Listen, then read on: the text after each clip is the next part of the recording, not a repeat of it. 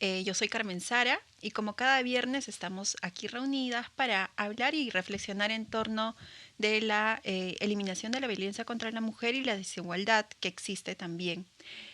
Bueno, hoy día nos vamos a hablar de un tema súper cotidiano y es precisamente sobre las actividades que realizamos los hombres y las mujeres y cómo esto, quizás de una forma consciente o no, puede estar evidenciando desigualdades y situaciones de poder. En ese sentido, lo que vamos a buscar es hablar y analizar acerca del uso del tiempo, ¿no? Cómo los hombres y las mujeres venimos usando nuestro tiempo en labores cotidianas como, por ejemplo, cuidar a los niños, niñas y adolescentes o adultos mayores, las tareas domésticas y cómo a través de este modo, de esta distribución y cantidad del tiempo y uso del tiempo, de pronto va a tener influencia en cómo las mujeres nos vamos a socializar, pero también cómo esto va a influir en nuestra calidad de vida. Y para eso hemos invitado hoy día a nuestra invitada que ya nos ha acompañado en programas anteriores. Ella es Jenny Dador, es abogada y secretaria ejecutiva de la Coordinadora Nacional de Derechos Humanos. Jenny, ¿cómo estás? Bienvenida. Gracias, hola Carmen Sara y bueno, igual un saludo a todo tu público.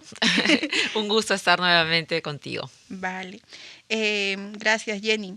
Quería consultarte en primer lugar sobre la diferencia, ¿no? Porque muchas veces las mujeres y los hombres realizamos las mismas actividades, pero en diferente Intensidad. intensidad. Exactamente. Aparentemente, ¿no? Entonces, ¿por qué sería importante, no, de pronto identificar cómo venimos usando este uso del tiempo en las actividades personales? Si de pronto los utilizamos para tareas domésticas, pero también cómo usamos este tiempo en el, no sé, para la recreación, por ejemplo, ¿no?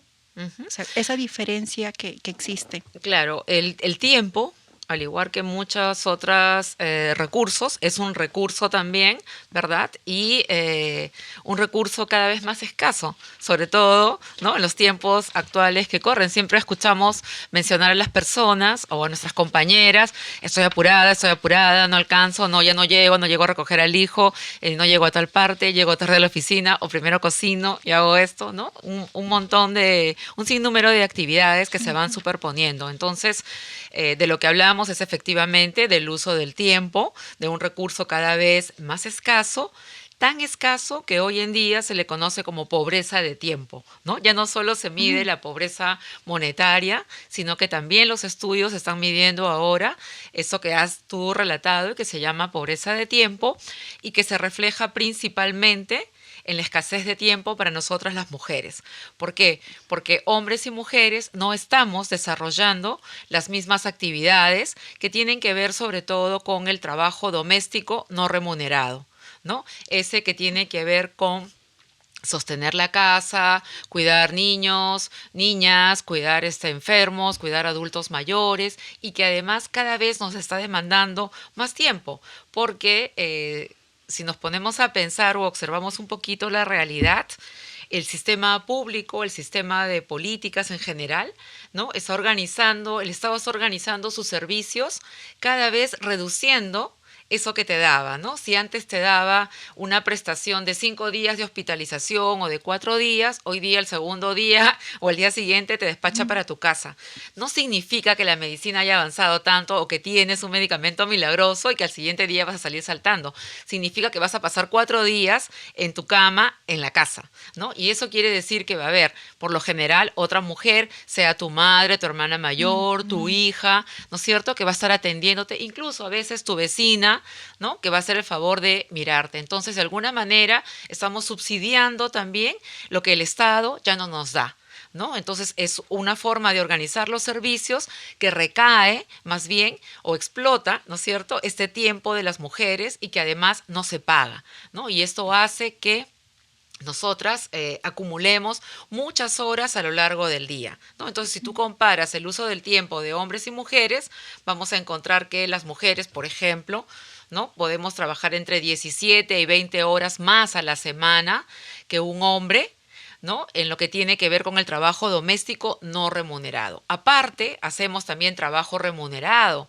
Aparte, hacemos Ujú, también participación social o política o ujú, comunitaria. Y también a veces muchas mujeres, ¿no es cierto?, también intentan responder al estándar, ¿no es cierto?, de belleza sobre nuestros cuerpos y también te dices, uy, no, tienes que estar regia, tienes que estar fitness. Entonces, además, yes. tienes que ir al gimnasio, ¿no? Y yo siempre digo y observo a veces cuando regreso a mi casa, veo que los gimnasios cada vez están abiertos hasta más tarde, ¿no? Antes cerraban a las 8, luego a las 10, a las 12, a la 1 de la mañana y cada vez abren más temprano, ¿no? ¿Para qué? Para ofrecerte la posibilidad de que vayas a esas horas. Pero ya tú dices, ¿y a qué hora duermen las mujeres? ¿No? Entonces, Ujú, yo observo esto y digo, claro, hay una multifuncionalidad de roles que estamos haciendo que no se han redistribuido adecuadamente, que nos llevan a esta situación de pobreza de tiempo y nos sobreexigen porque terminamos siendo como Superwoman, ¿no es cierto? O Shola Power, ¿no? Haciendo un montón de cosas más de lo que real y humanamente deberíamos estar haciendo. ujú.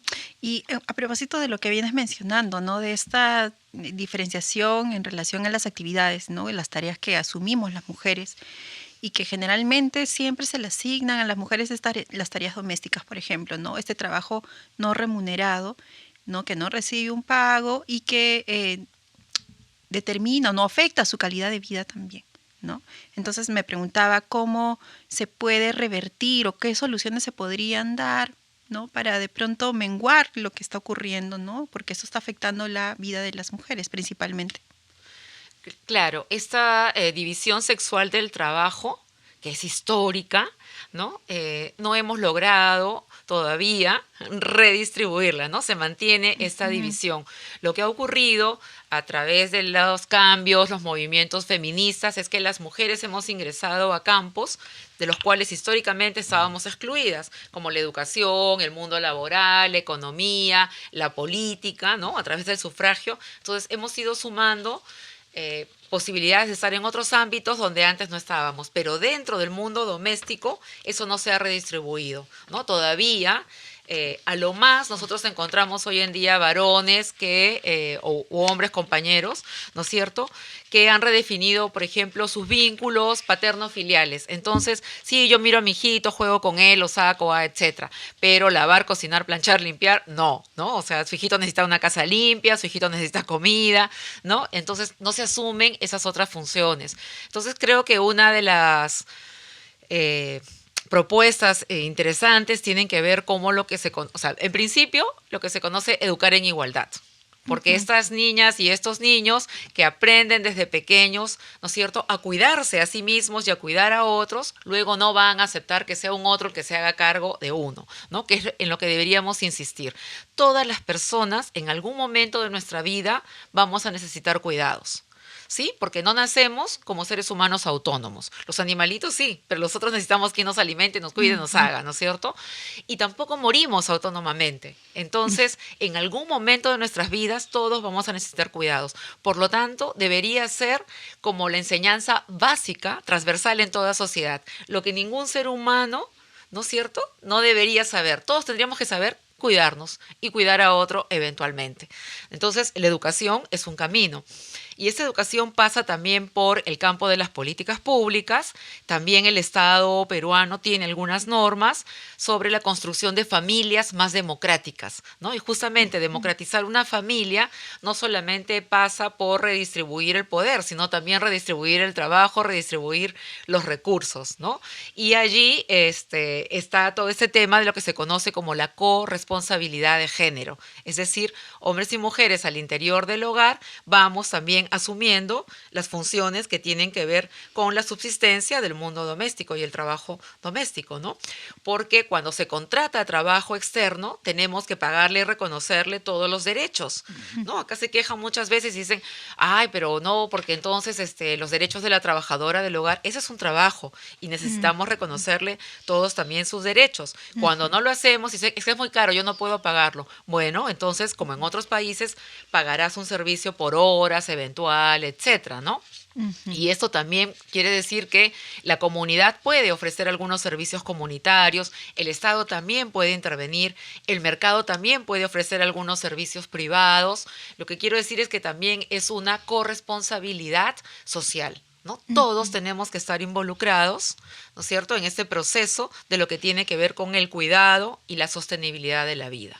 Porque eso es lo que sostiene la vida, ¿no? Ujú. Un trabajador no podría llegar a convertirse en un hombre o una mujer que va a ir a trabajar al mercado si es que no ha sido previamente cuidado, ¿no? Entonces ahí hay un subsidio que las mujeres o las familias están haciendo, ¿no es cierto?, al sistema capitalista, al mercado laboral, y luego cuando ese señor o esa señora regresa cansado a su casa y se Ujú. jubila, quien cuida a ese anciano o esa persona adulta mayor también son los miembros a través del hogar, principalmente mujeres, ¿no? Entonces nuevamente subsidiamos cuidando aquello que nos devuelve el sistema laboral, el sistema del mercado de trabajo, el sistema capitalista que nos dice, ya este cuerpo ya lo exfolié, ya les traje todo lo que pude, ahora tenlo, ¿no? Más o menos, y hay que cuidarlo. Entonces, estamos haciendo una función a lo largo de todo este ciclo, ¿no? Que tendría que ser valorada por el Estado, valorada por la sociedad, no solo remunerada, ¿no? Sino también valorada. Porque muchas veces las personas cuando hacemos este trabajo no lo reconocemos como trabajo, ¿no? O miramos en menos a las mujeres que lo están haciendo, ¿no? Y eso es algo que de ninguna manera debería seguir ocurriendo en nuestra sociedad.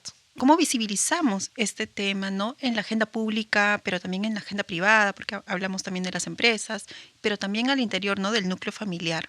Cómo de pronto se tiene que lograr esta visibilización de lo que está pasando, ¿no? Yo creo que tenemos ahora algunas herramientas objetivas y del campo de las políticas públicas que nos ayudan a visibilizarlo, ¿no? A ponerlo sobre la mesa y a mostrarlo como algo que va más allá del malestar de las mujeres, ¿no? Porque es algo que de alguna manera siempre suena, ya se está quejando, eres una quejosa, ¿no? Estoy cansada, etcétera, ¿no? Entonces ahora hay un instrumento que es la encuesta nacional del uso del tiempo, que lamentablemente el Estado peruano no la está aplicando cada 5 años como debiera ser, solo ha aplicado una en el año 2010 y de ahí le tocaba en el 2015, no lo hizo, en el 2020 no lo ha hecho, ¿verdad? Pero igual nos arroja esos datos que estamos mencionando, si las mujeres trabajamos 17 horas más que los hombres, si las mujeres rurales trabajan no 17, sino 25 o 26 horas más que los hombres rurales, etcétera, ¿no? Según,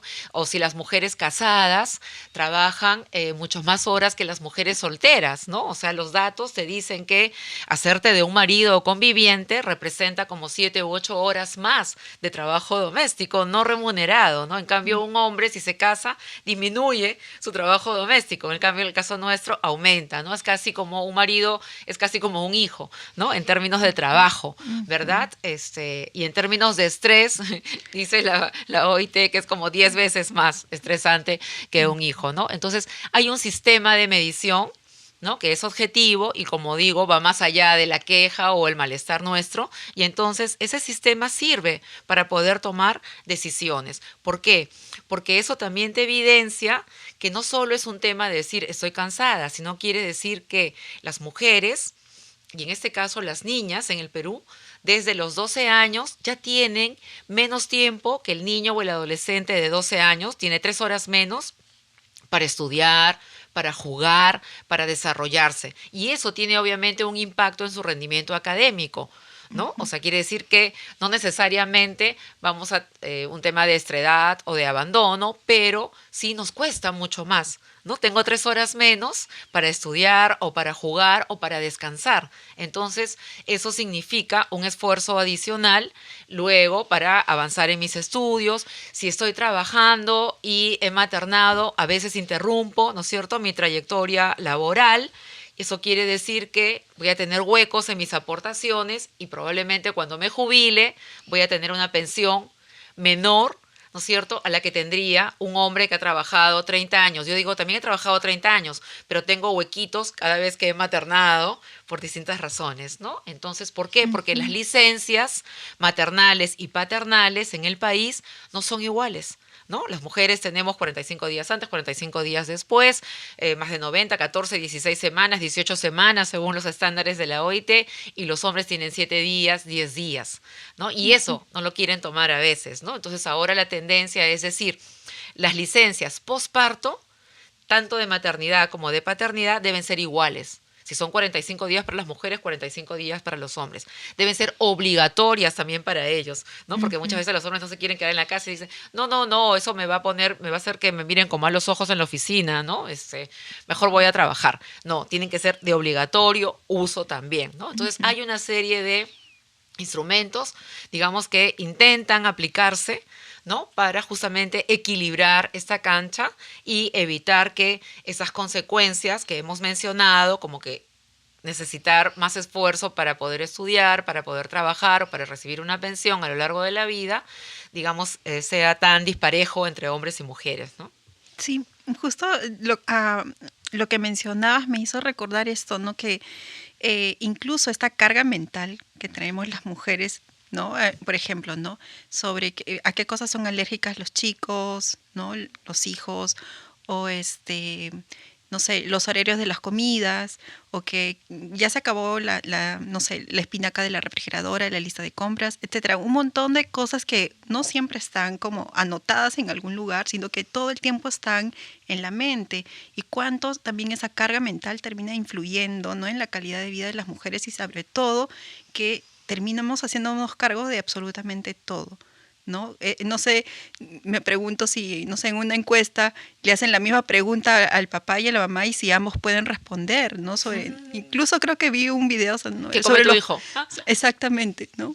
O incluso a veces hasta los cumpleaños o las fechas de fin de año o las actividades de las escuelas. Entonces, hay una carga mental también ahí.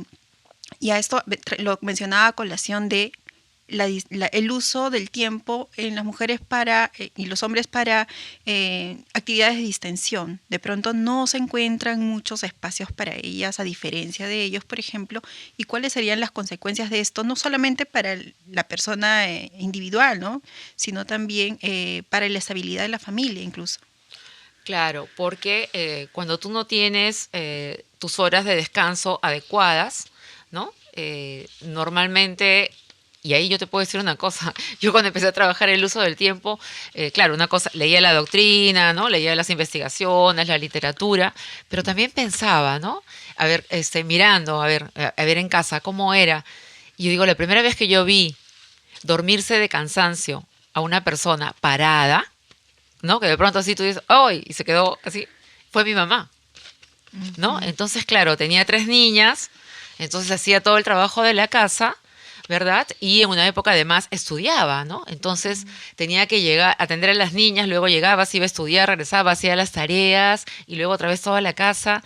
Es súper fuerte, ¿no? Entonces eso tiene obviamente un impacto en la salud mental, descansamos menos horas, nos volvemos más irritables también, hay un reclamo a veces no expreso, soterrado muchas veces a la pareja, y si es soterrado por donde puedo, entonces voy a chancar, ¿no es cierto? Genera también conflictividad. Pero a pesar de todo ese esfuerzo que hacen las mujeres, porque también hay esta sensación de decir, soy omnipotente, lo puedo todo, ¿no? No importa, lo puedo, y además lo puedo todo, pero además lo puedo bien, ¿no? Tiene que ser perfecto. Hay una sobreexigencia propia también, no solamente externa, ¿sí? Y cuando eso no se cumple, la mujer también se siente, ¿no? En menos, ella misma se desvalora a sí misma. Y también hay un reclamo, incluso de los varones, muy fuerte, y en algunos expedientes judiciales, en casos de feminicidio, revisando, yo he leído, por ejemplo, que el varón dice que le asesinó porque le sirvió la sopa fría, ¿no? Porque no cumple como mujer ni como madre, ¿no? Cosas por el estilo. Y también hay una encuesta nacional que es la ENARES, Encuesta Nacional de Relaciones Sociales, que lo que intenta mirar justamente son ese tipo de percepciones, ¿no? Sobre roles de mujeres, roles de hombres, y también los niveles de tolerancia que existen en la sociedad peruana respecto al tema de la violencia. Y una de las afirmaciones que se hace para ver quiénes están de acuerdo, ¿no? Etcétera, es, por ejemplo, dice, ¿no? Una mujer, la mujer debe ser primero madre, luego esposa, ¿no? Y luego perseguir sus sueños. Entonces, con ese enunciado, por ejemplo, el 52% de la población peruana, que incluye hombres y mujeres, urbano y rural, está de acuerdo. Entonces, obviamente, de tus sueños, tu descanso, tu hobby o lo que tú querías hacer, eso es lo último que te permite que hagas, ¿no? Tú tienes que cumplir como madre, tienes que cumplir como esposa, ¿no? Entonces ya después tú ves cómo quieres realizarte, tú ves si te gusta jugar el vóley, ¿no? Si te gusta pintar, si te gusta hacer el jardín, etcétera, no importa, ¿no? Usted me cumple con esto que está acá, ¿no? Y eso sigue todavía encasillando a las mujeres y desde esa mirada, cuando digo el 52% de la población peruana lo piensa así, ese 52% está también dentro de la función pública, dentro de los jueces y magistrados, dentro de los policías, dentro del maestro que está formando niñas, niños, ¿no es cierto? Entonces, es eso lo que tenemos que apostar a revertir, ¿no? Porque el impacto en la salud mental de las mujeres y como tú bien lo señalas, por lo tanto, en la salud de la familia, ¿no? Está siendo alto, tiene costos muy altos, ¿no? Y también, obviamente, en las hijas e hijos. Jenny, ¿cuál sería quizás la mejor forma de poder distribuir, ¿no?, las tareas, etcétera? Todo lo que ocurre dentro de un hogar, para que las mujeres pudieran acceder y pudieran también realizar sus sueños y que esto no cree frustraciones, estas fricciones que generalmente se pueden dar, ¿no? Como mencionabas también a propósito de los casos que he mencionado de feminicidio, ¿no? ¿Cómo de pronto se puede encauzar esto?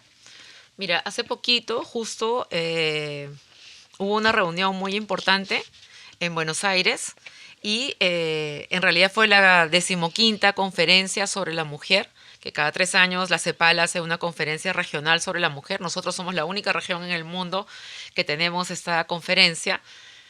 Y allí convergen todos los representantes de todos los estados, ¿no? De la región de América Latina y el Caribe.